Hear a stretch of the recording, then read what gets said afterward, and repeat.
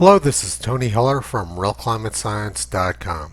In his book Life on the Mississippi, Mark Twain wrote, "There is something fascinating about science. One gets such wholesale returns of conjecture out of such a trifling investment of fact."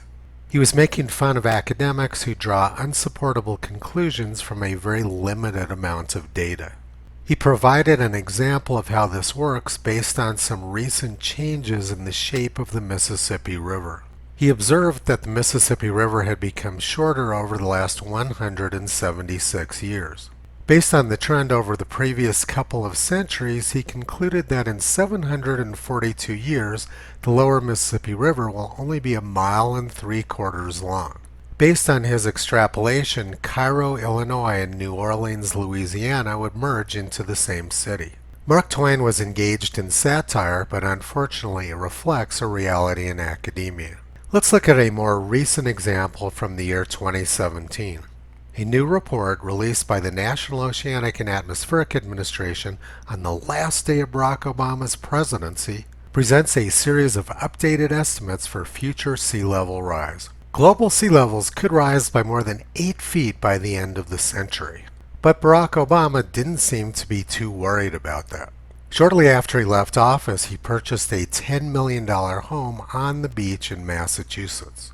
And he also obtained a multi-million-dollar mansion on the beach in Hawaii.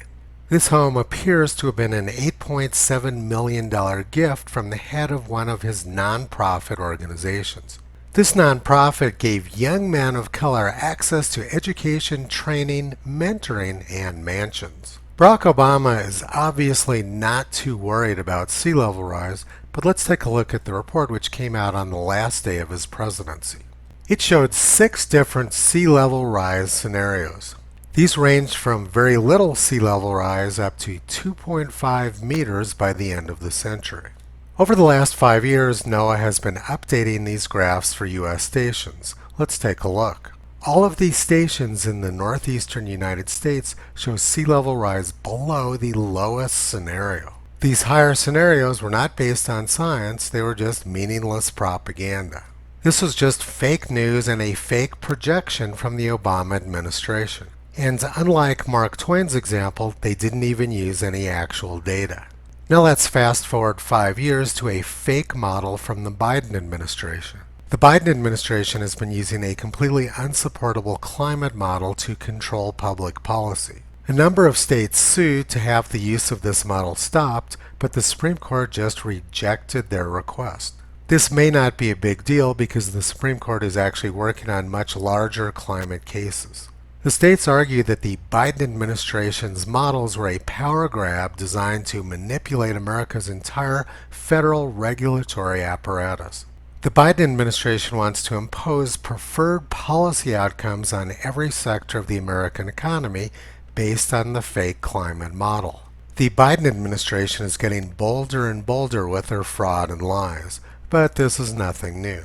Richard Feynman wrote, "We live in an unscientific age in which almost all the buffeting of communications and television, words, books, and so on are unscientific. As a result, there is a considerable amount of intellectual tyranny in the name of science."